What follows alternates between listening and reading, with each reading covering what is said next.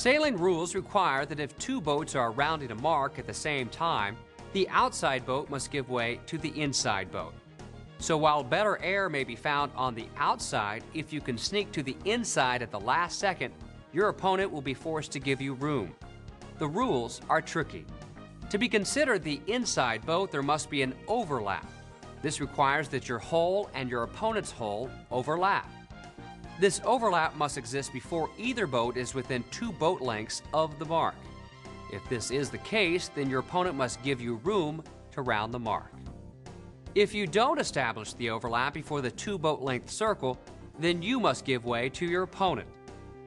The inside is particularly important when rounding a leeward mark, because being on the outside at the end of a leeward mark rounding will result in being blanketed on the upwind leg.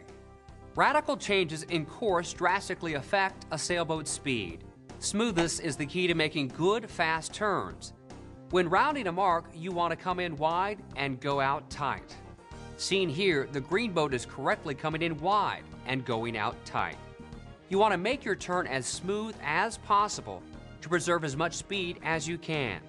By coming out tight on the other side, you'll have a good position on the rest of the fleet.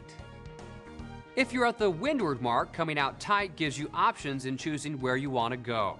If you're at the reach or leeward mark, coming out tight will ensure you clear air. The red boat in our example has chosen to come in tight and out wide, a fast but tactically unsound maneuver.